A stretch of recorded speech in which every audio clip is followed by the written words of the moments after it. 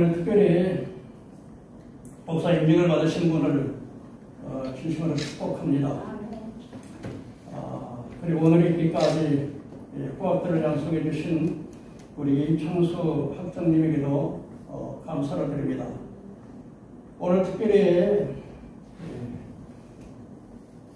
불신자인으로 협조해 주시고 또 수고를 아끼지 아니하신 목사님 대신 부분과 또 함께하는 성도님들, 오늘 이 자리를 축복하기 위해서 참여하신 모든 분들에게 감사를 드립니다. 오늘 저는 여러분과 함께 하나님의 사람 목사라고 하는 제목으로 은혜를 나누고자 합니다.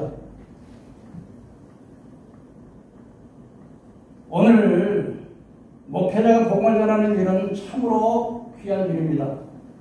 베드로전서 1장 12절에 보면 이 섬기는 바가 자기를 위한 것이 계시로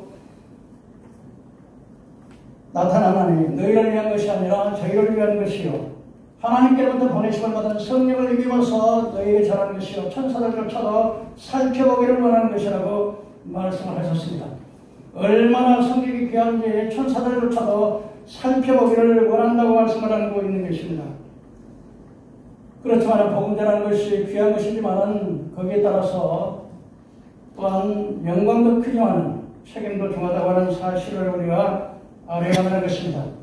오늘 본문에 보니까 사도행전 20장 28절에 너희는 자기를 위하여 또는 양떼를 위하여 삼가라. 너희는 여기서 너희는 하는 이 말씀의 세 번역에 보니까 여러분은 그렇게 기록이 되어 있습니다. 여기서 너희는 하는 말은 바로 성직자가 되는 사람을 가르쳐주고 있습니다. 여기 삼가라고 하는 말은 프로세코라고 하는 헬라어로서 주의를 기울이다, 전신전력하다, 그런 의미를 가지고 있고 성령이 그들 가운데 여러분을 감독자로 삼고 그렇게 말씀하셨습니다. 여러분, 우리가 목사님을 받는 것은 노예를 통해서 받는 것이지만 하나님의 성령을 통해서 하나님의 소명으로 부르셨고 또 부르신 자들을 하나님의 성령께서 목사를 인정한다고 하는 사실을 보여주고 있습니다. 성령이 여러분을 감독자로 삼고 하는 말씀은 여기 감독자는 바로 성직자를 말한다고 할 수 있겠습니다. 감독자로 삼고라고 하는 감독이라고 하는 말은 에피스코포스라고 하는 말로 조사하다, 감사하다, 수호하다. 한마디로 목회자는 하나님의 말씀으로 그들을 이단 사설에 넘어가지 않고 미단에 빠지지 않도록 철저하게 보호하고 감독하는 것이라는 것입니다. 그리고 여러분을 감독자로 삼고 여기서 여러분을 그렇게 말씀하셨고 목자가 하나님의 피로 사신 교회를 치게 하셨느니라 또 보살피게 하셨느니라 하나님의 피로 사신 교회를 치게 하셨느니라 또 다른 번역에 보니까 보살피게 하셨느니라 그렇게 말씀을 하는데 영어 성경은 이렇게 되어 있습니다. Be shepherd of the church of God, which we bought with his own blood. Be shepherd, 다시 말하면 명령적으로 목자가 되라.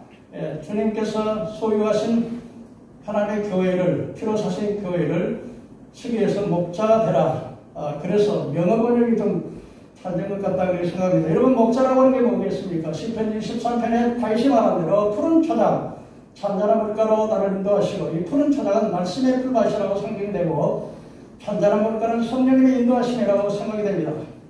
그리고 목자의 사명이 뭡니까? 바로 말씀을 잘 먹이고 성령님의 인도를 받도록 잘 인도하고 양떼를 보호하고 수호하고 인도하는 것이 목자의 사명이라고 생각하는 것입니다. 그러므로 여러분, 목자가 되는 것은 굉장히 귀한 것입니다. 그 사명이 중대하기에 야고보 3장 1절에 예루살렘의 감독이었던 야고보는 형제들아 너희가 선생된 우리가 더욱 큰 심판을 받을 줄 알고 선생님이 많이 되지 말라고 말씀하셨습니다.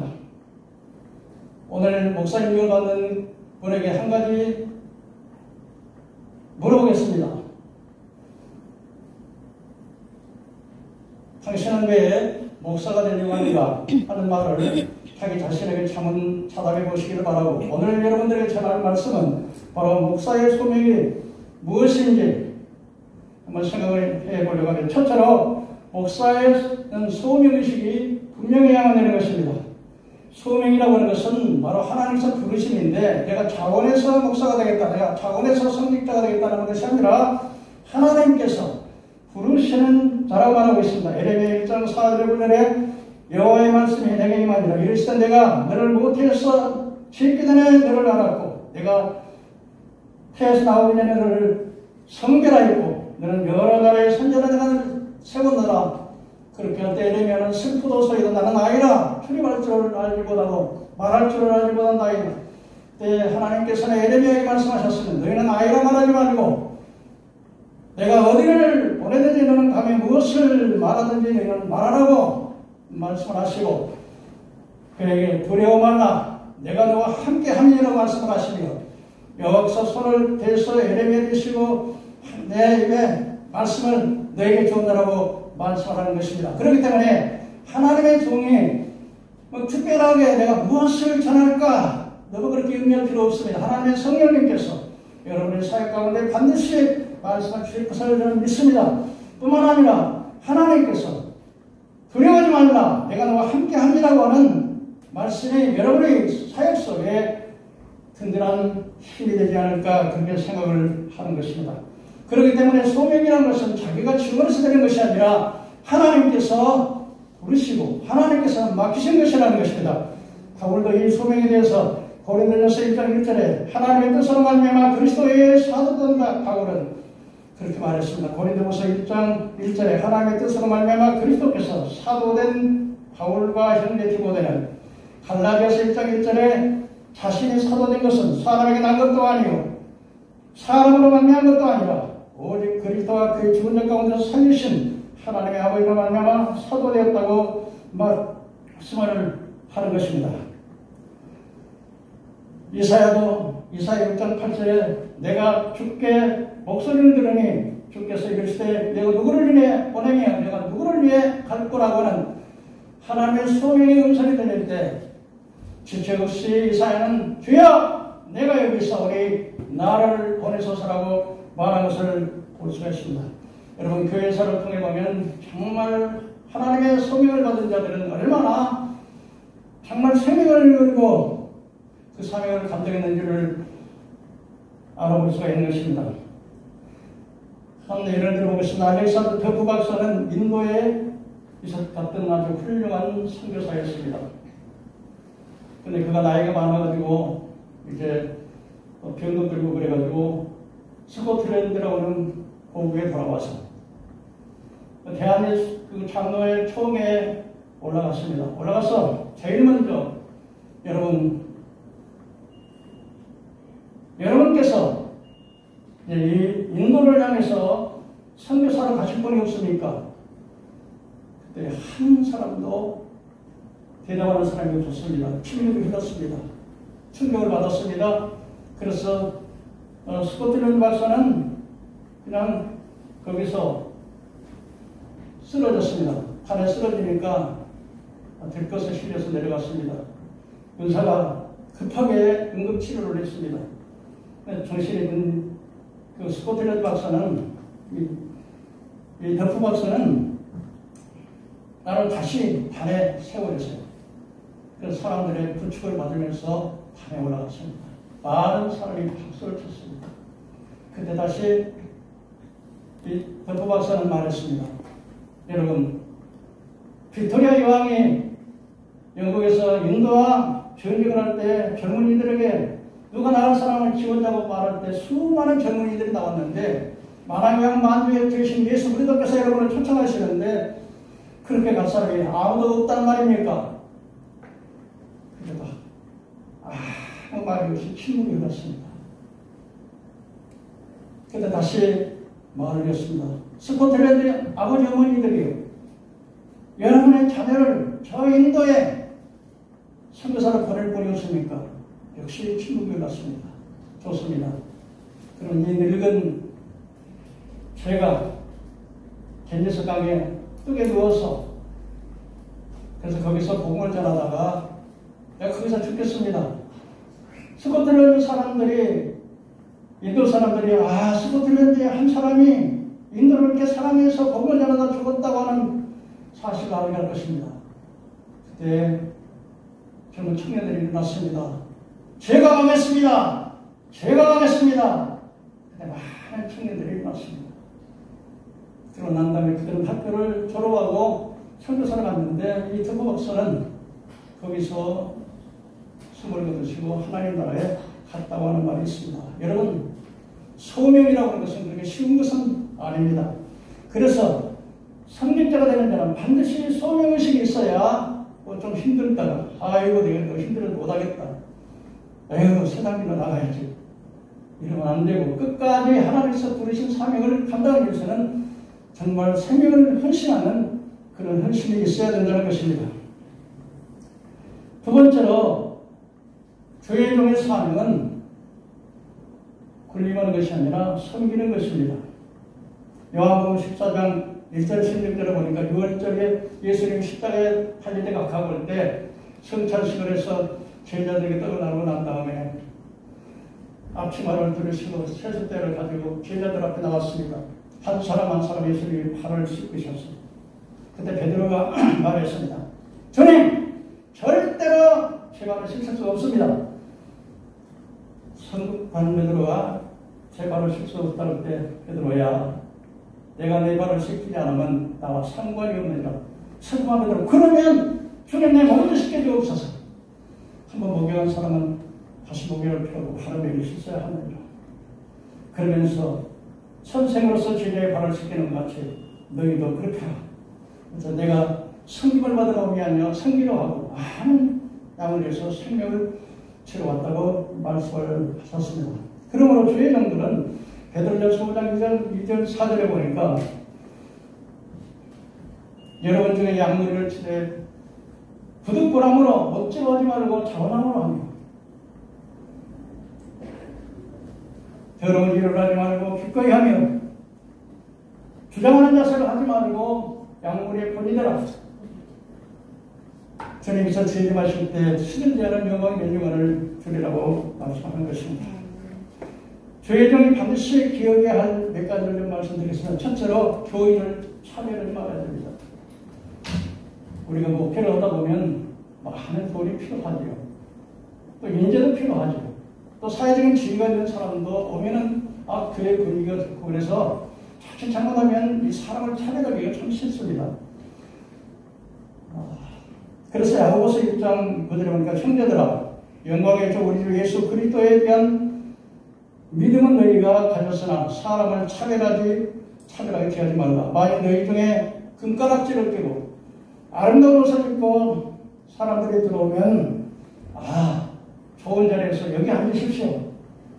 그런데 남녀 옷을 입고 초라한 모습으로 오면은 거기 섰든지 아니면 내 발등석에 앉으라고 그렇게 차별하면 악한 생각으로 판단하는 것이라고 말씀하셨습니다.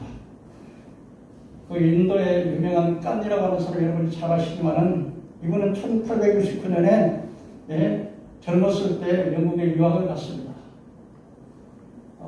그런데 많은 천대를 받았어요.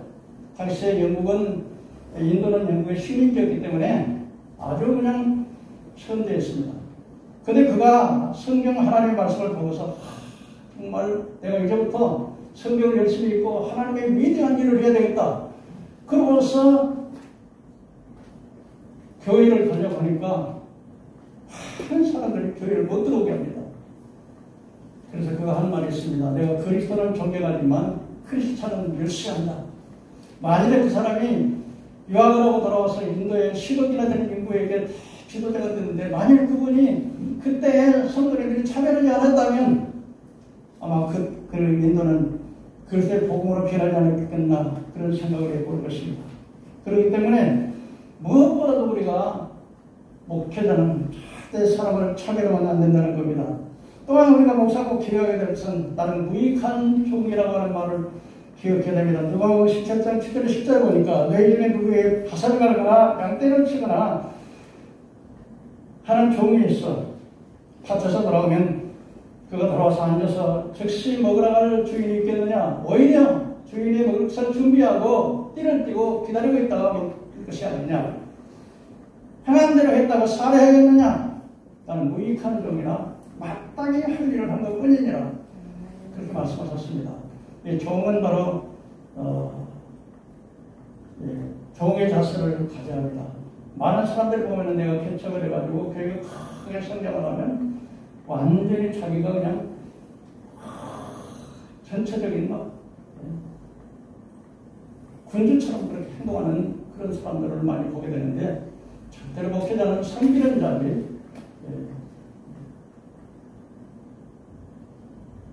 군림하는 자가 아니라고 하는 것을 우리가 꼭 기억을 해야 되겠습니다. 세 번째로 저희들이 꼭 기억해야 될 것은 뱃셈을 쓸어가는 선하는 것입니다. 여러분, 시간이 없기 때문에 다 말씀드리지만 뱃셈을 쓸어가는 선은 뭡니까? 사명의 멍에를 메고 자기의 목적지를 향해 가다가 자기가 건져들여서 완전히 자기 몸까지 태워서 제사드리는 겁니다. 그런데 이 뱃셈에서 가는 소는 한 번도 멍에를 메고지 않고 전나는 소, 송아지가 뒤에서 엄마 하고 울어요. 그래도 그 가족을 돌보지 못하고 자기 자식도 돌보지 못하고 사명의 명예를 메기 때문에 좌우도 돌아보지 않고 앞을 향해 가면서 우는 거예요. 소가. 그리고 자기 자신을 완전히 불태워서 제사를, 목회자에 가는 길이 그런 길이 아닌가. 여러분,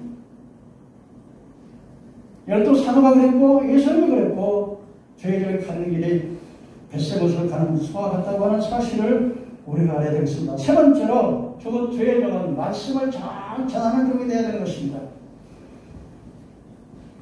디모데전서 2장 24절 25절에 여러 가지 저의 종의 자격에 대해서 말씀하시면 가르치기를 잘 하고 있습니다. 저의 종은 첫째로 성도의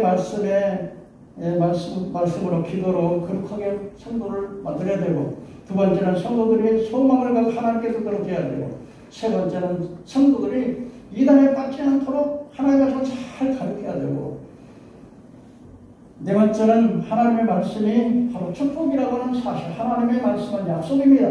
내가 이렇게 하면 내가 이렇게 복을 주리라.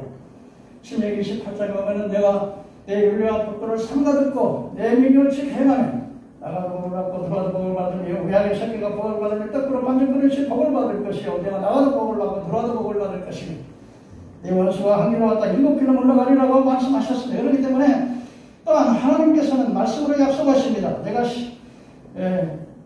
안식일을 거룩하게 지키라. 그러면 국태 평안을 주시겠어. 전쟁을 멈추고 백성들이 평안하게 살겠다고 하시고 11절을 드리라. 그럼 내가 하늘문을 열고 싸울 것이 없도록 꾸짖지 않아 말씀하셨습니다. 그러므로 하나님의 종은 하나님의 말씀을 잘 가르쳐서 성도들로 하여금 복을 받도록 해야 되는 것입니다. 그리고 이제는 하나님의 말씀이 마지막에는 많은 사람이 믿음에서 떠나서 배교한다고 합니다. 그렇기 때문에 하나님의 말씀은 무엇보다 말씀과 기도하는 종이 되어야 된다 하는 것입니다. 마지막으로 여러분들에게 말씀드리는 것은 마지막 목회자가 주님 앞에 섰을 때, 과연 주님 앞에 섰을 때 주님께서 어떻게 하시겠느냐, 꼭 이것을 제가 기억을 해야 될 것이라 생각이 되어집니다. 마태복음 7장 20절에 이름으로 그 열매로 그들을 알집니다. 내가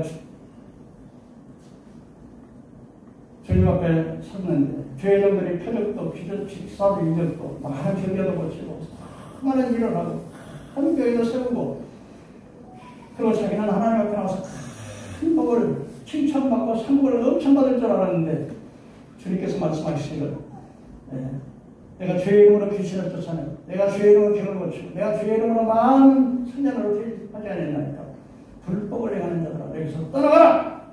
내가 너희를 도무지 하지 못해. 여러분, 주의 종이 해가지고서 하나님께 충성스러운 종을 착하고 충성된 종이라고 환영받아야지. 나는 몰라. 그렇게 되면 어떻게 되겠습니까? 오늘 목사의 유를 받는 분들, 또 함께 참여하는 모든 주의 종들, 우리 다 명심해서 정말 하나님 앞에 칭찬받는 저희들이 되어야 되겠습니다. 다니엘서 12장에 보니까 지혜로운 자는 하늘의 궁창같이 빛나는 것이 많은 명으로 돌아오게 하는 자는 하늘의 별과 같이 영원토록 빛나는 것이었습니다. 사랑하는 동역자 여러분, 사랑하는 오늘 목사의 위를 받는 하나님의 종, 그리고 성도 여러분, 여러분 이 땅에 정말 여러분도 목회자만 소명을 받은 것이 아니라 우리 성도들 모두가 다 하나님이 부르셨기 때문에 우리가 믿게 됐고 믿어서 우리가 거듭나게 되는 것을 우리가 합니다. 여러분 모쪼록 여러분이 섬기는 교회와 또 여러분들이 앞으로 주의를 잘하다가 하나님 나라에서 상급과 칭찬을 받는 주의 종들이 다 될 수 있기를 주님의 이름으로 축원합니다. 아멘. 기도하겠습니다. 복되신 하나님, 오늘 이 말씀이 평생 동안 기억되게 하시고